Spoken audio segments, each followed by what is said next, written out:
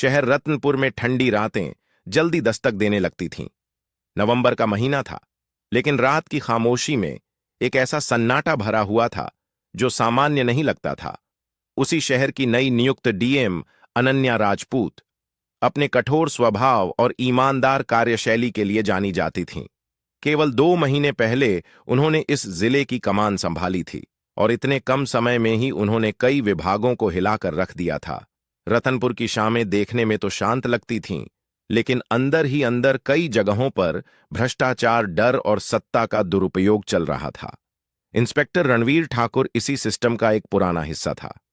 अपनी यूनिफॉर्म के पीछे छुपी उसकी असलियत को केवल वही लोग जानते थे जो कभी उसकी गलत नीयत के शिकार बने।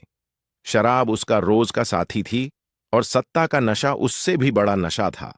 उसी शाम डीएम अनन्या ने जिला अस्पताल का अचानक निरीक्षण किया था।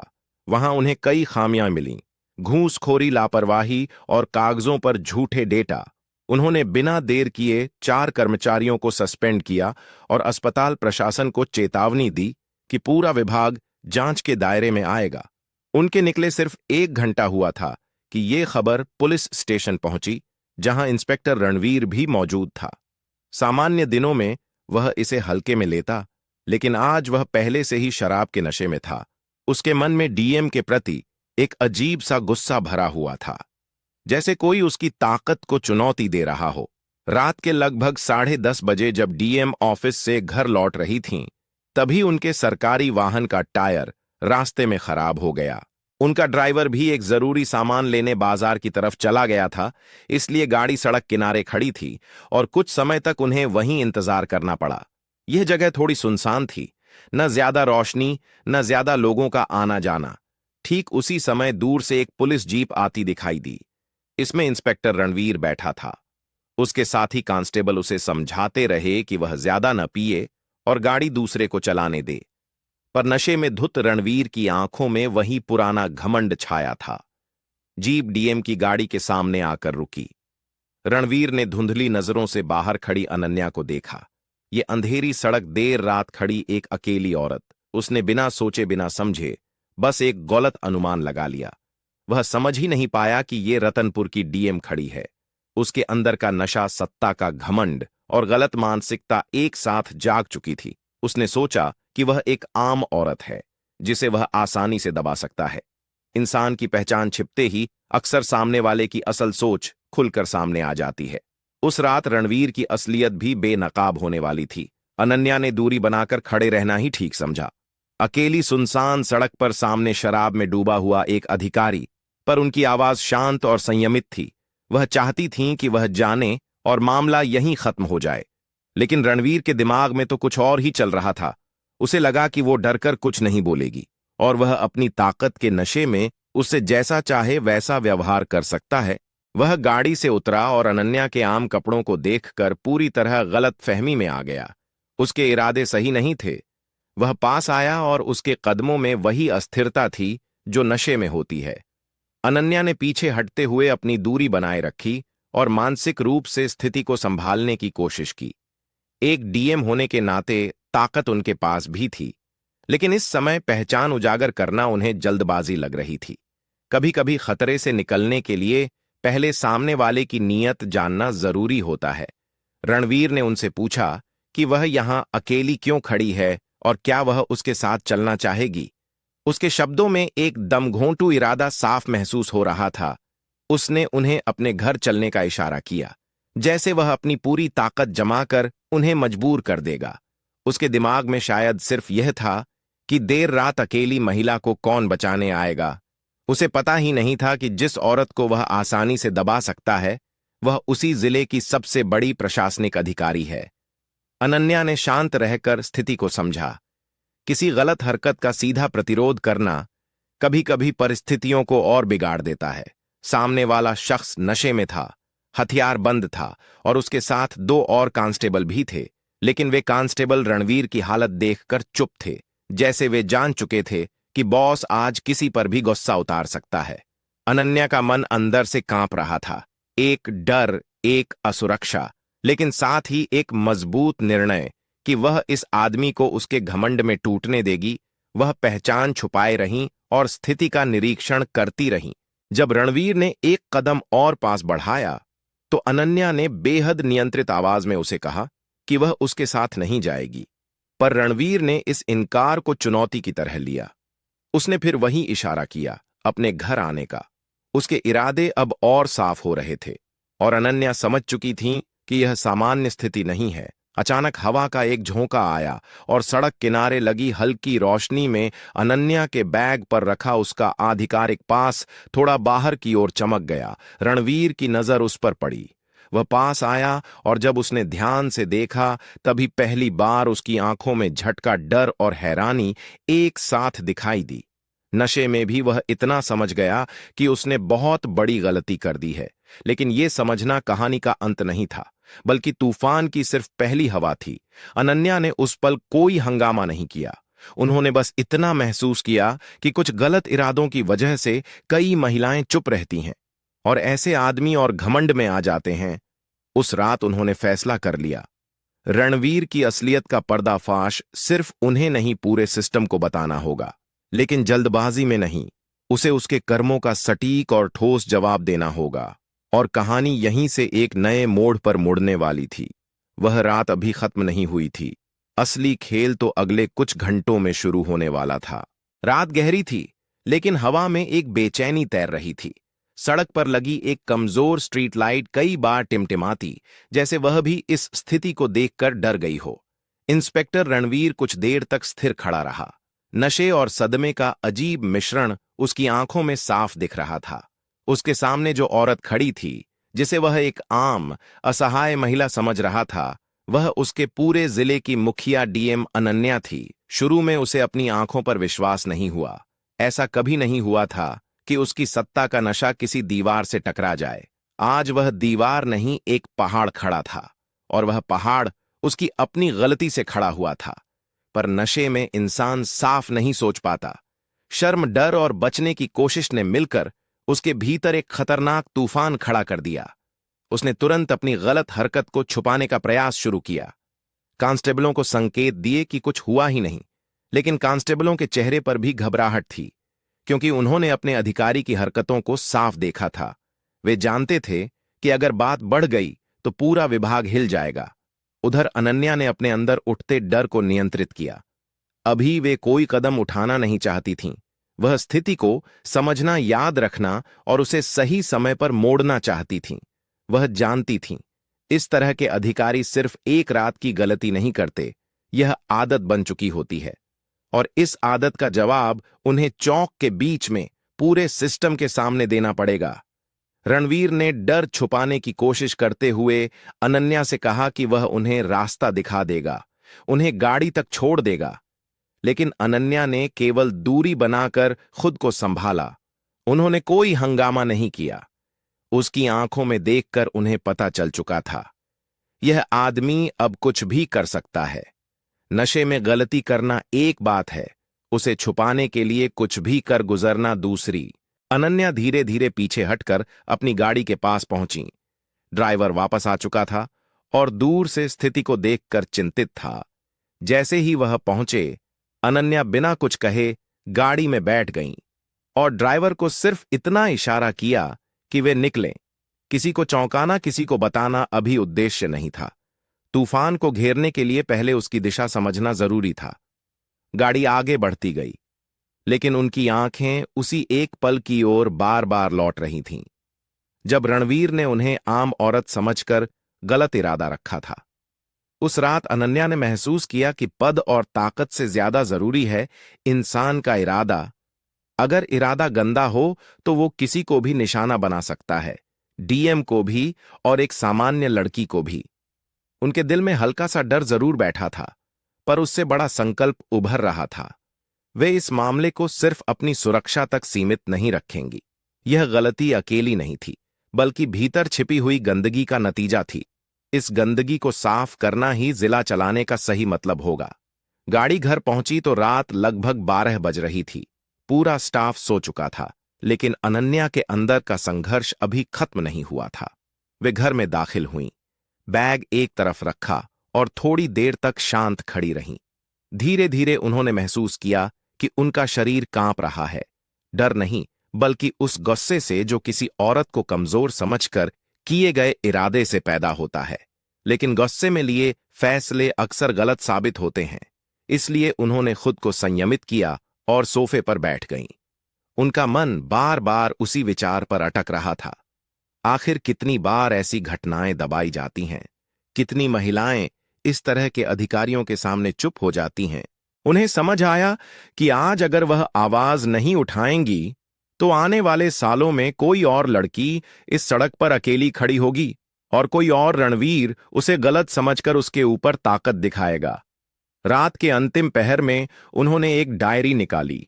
इसमें वे कभी कभी महत्वपूर्ण बातें लिखती थीं, उन फैसलों के बारे में जिनसे जिले की दिशा बदली जा सकती है। उन्होंने पूरा विवरण लिखा, समय, स्थान, स्थिति, व्यवहार, इरादा और रणवीर की हालत। उन्होंने किसी शब्द में गुस्सा नहीं डाला, सिर्फ सच्चाई लिखी, क्योंकि आने वाले समय में उन्हें सिर्फ एक कहानी नहीं बल्कि एक केस पेश करना था। उधर रणवीर पुलिस थाने पहुंचा। नशा उतरा नहीं था, पर डर ने अंदर से उसे हिला दिया था। उसने कांस्टेबलों को धमकी दी कि अगर आज की रात के बारे में किसी ने कुछ भी बोला तो वह उन्हें नौकरी से निकलवा देगा। कांस्टेबल मन मारकर चुप रहे, लेकिन दोनों ने महसूस किया कि यह मामला जल्दी खत्म होने वाला नहीं है। घर पहुंचकर रणवीर एक बार फिर शराब लेकर बैठ गया। उसकी सांसें भारी थीं। वह बार बार सोच रहा था कि डीएम ने पुलिस में शिकायत क्यों नहीं की, वहीं हंगामा क्यों नहीं मचाया। यह सन्नाटा उसे और डरा रहा था, क्योंकि शांत रहने वाला इंसान सबसे खतरनाक होता है। वह मन ही मन सोच रहा था कि शायद सुबह तक डीएम इस घटना को भूल जाएगी, लेकिन उसके भीतर एक डर बार बार उठ रहा था। कहीं डीएम इस पूरी रात को अपने तरीके से न खेलें। वह जानता था कि अगर ये मामला खुला तो उसका करियर खत्म हो सकता है। रात बीतती गई, धीरे धीरे सुबह होने लगी, पर इस सुबह के साथ डर और भी गहरा बैठ गया था। अगले दिन अनन्या ने चुपचाप कार्रवाई की शुरुआत की। उन्होंने विभागीय सचिव को बुलाया और एक विशेष बैठक की योजना बनाई। एक ऐसी बैठक जिसमें पुलिस विभाग की कार्यक्षमता, मामलों का निपटारा और अधिकारियों के रवैये की समीक्षा होनी थी। यह मीटिंग सिर्फ एक औपचारिक प्रक्रिया नहीं थी, बल्कि एक रणनीतिक कदम था। इस बैठक में सभी अधिकारियों को उपस्थित होना था, जिसमें रणवीर भी शामिल था। यह खबर सुनते ही उसका हृदय जैसे जोर से धड़कने लगा। उसे लग रहा था कि यह वही बैठक होगी जहां उसके खिलाफ सब कुछ खुल जाएगा। उनके मन में एक ही सवाल घूम रहा था, क्या डीएम उसे खुले में उजागर करेंगी? क्या वे विभाग के सामने उसका नाम ले लेंगी?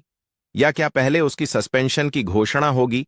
वह हर पल यह अनुमान लगाने की कोशिश कर रहा था कि आगे क्या होगा, लेकिन किसी भी दिशा का अनुमान पूर्ण नहीं लग रहा था। इस बीच अनन्या अपनी अगली योजना बना रही थीं। वह चाहती थीं कि यह मामला सिर्फ एक सज्जा पर खत्म न हो, बल्कि एक संदेश बने, ऐसी चेतावनी जिसे देखकर हर अधिकारी, हर कर्मचारी, हर व्यक्ति यह समझे कि पद का दुरुपयोग, किसी महिला के प्रति गलत नीयत या सत्ता का गलत इस्तेमाल किसी भी परिस्थिति में स्वीकार नहीं किया जाएगा। वे इस मामले को सिर्फ अपने तक सीमित नहीं रखना चाहती थीं, वे इसे ऐसी मिसाल बनाना चाहती थीं जिसे बार बार लोग याद करें।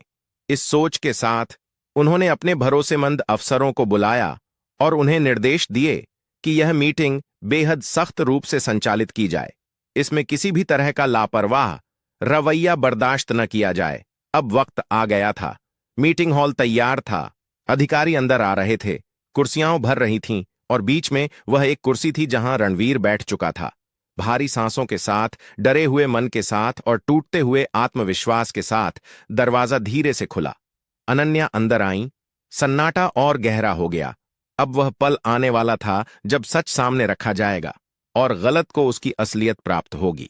मीटिंग हॉल में फैलती खामोशी अब इतनी भारी हो चुकी थी कि हर सांस एक बोझ जैसी लग रही थी।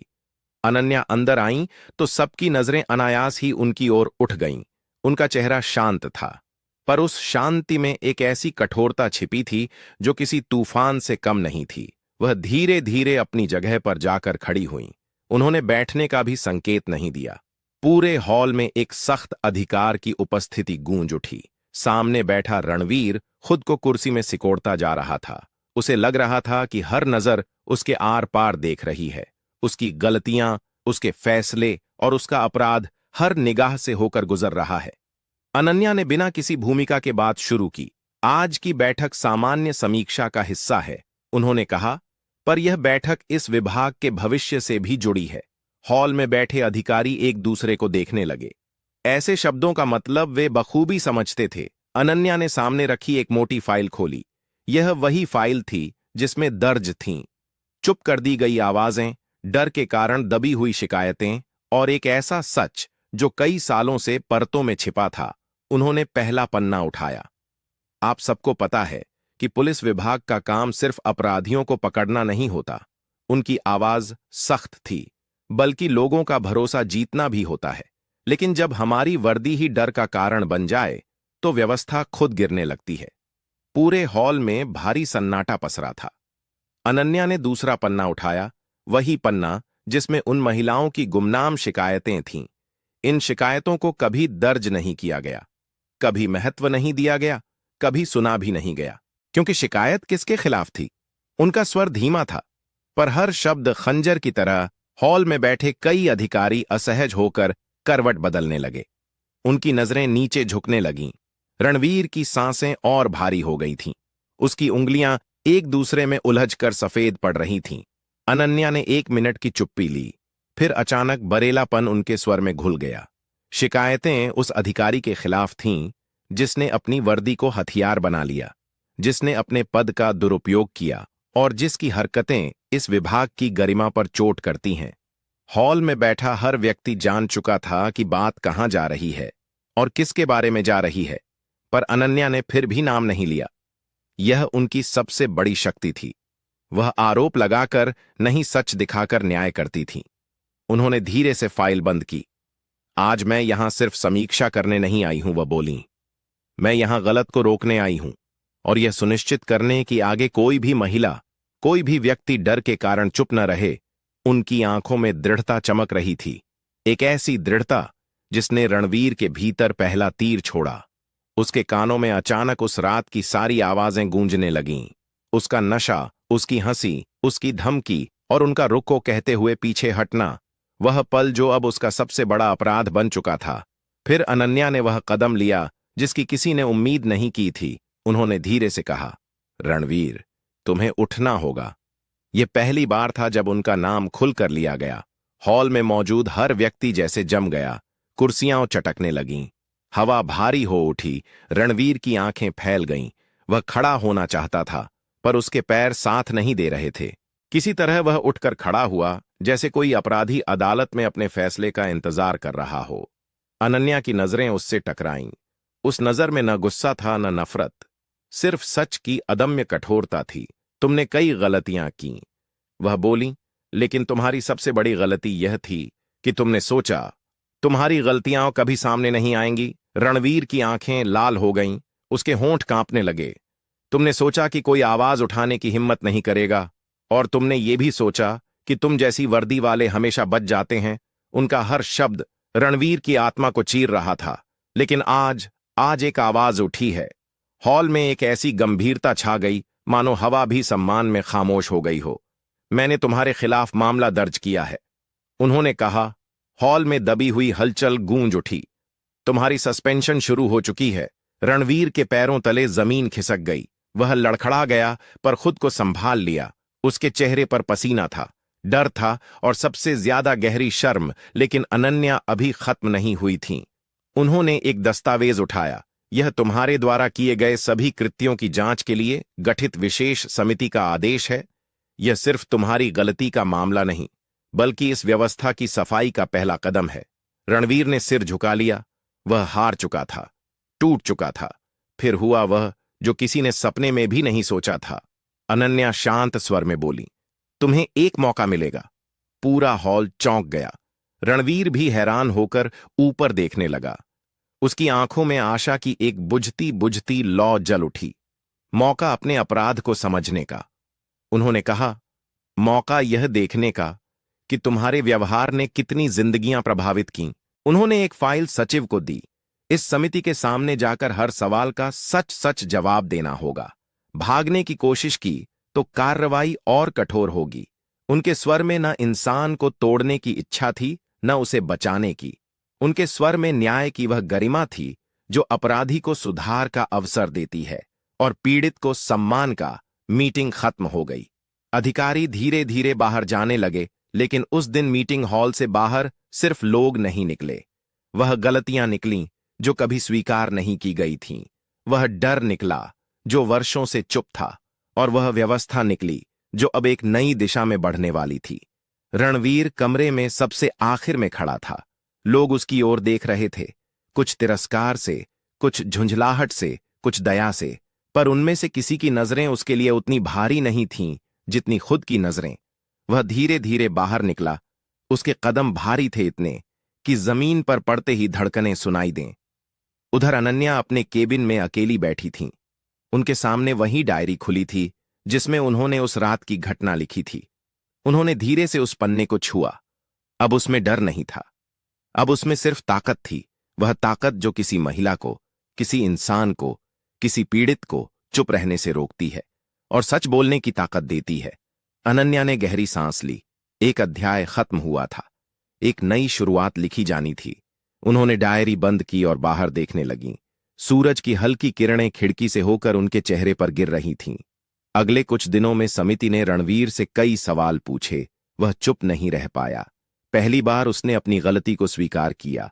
पहली बार उसने अपनी वर्दी को ढाल की तरह नहीं पहना, और पहली बार उसे पछतावा समझ में आया, डर नहीं।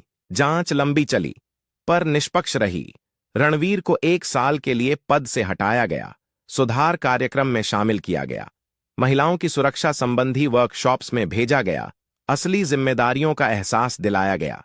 अनन्या का फैसला कठोर था पर विनाशकारी नहीं, सुधारात्मक था। और फिर एक दिन रतनपुर के प्रशासनिक भवन में एक पोस्टर लगा, महिला सुरक्षा और पद के दुरुपयोग पर विशेष अभियान, डीएम अनन्या राजपूत द्वारा संचालित। इस पोस्टर ने शहर में अलग ऊर्जा भर दी। लोग समझ गए कि व्यवस्था बदल रही है, कि अब आवाजें दबाई नहीं जाएंगी। अनन्या जब मंच पर पहुंची तो तालियों की आवाज गूंज उठी। उनकी आंखों में एक संतुष्टि थी, एक लंबी लड़ाई जीतने की। उन्होंने कहा, न्याय सिर्फ सज्जा देने का नाम नहीं है। न्याय वह रास्ता है जो गलत को रोकता है और सही को रास्ता देता है। कुछ महीनों बाद एक शाम अनन्या ऑफिस से निकल रही थीं। बाहर एक व्यक्ति खड़ा था, उसी समिति से लौटकर आया। रणवीर वह आगे आया और बोला, मैडम, मैं आपकी वजह से टूट नहीं पाया, मैं अपनी गलती समझ पाया। उसकी आवाज कांप रही थी। धन्यवाद। अनन्या ने बस इतना कहा, गलती समझना पहला कदम है, पर सही बनना वह तुम्हें खुद करना होगा। रणवीर ने सिर झुका लिया। अब उसमें वह अहंकार नहीं था, वह शक्ति नहीं थी, सिर्फ एक इंसान था जो अपनी गलतियों से निकलने की कोशिश कर रहा था। कहानी का अंतिम संदेश। अनन्या अपने कार में बैठी। शहर की सड़कें उन्हें गुजरते हुए देख रही थीं, जैसे कोई नया अध्याय शुरू हो चुका हो। उन्हें पता था कि लड़ाई अब भी खत्म नहीं हुई है और हर दिन एक नई चुनौती आएगी। पर वह यह भी जानती थीं, जब सच के साथ खड़ा कोई एक व्यक्ति आगे आता है तो कई चुप आवाजों को बोलने की ताकत मिलती है। और यही इस कहानी का सबसे बड़ा सत्य था। गलत को रोकना सिर्फ कानून का काम नहीं, हिम्मत का भी काम है, और हिम्मत किसी भी पद, उम्र या ताकत से बड़ी होती है। दोस्तों, ये कहानी यही खत्म होती है। अगर कहानी से कुछ सीखने मिला हो तो कमेंट में जरूर बताना, और वीडियो को लाइक करके चैनल को सब्सक्राइब कर देना।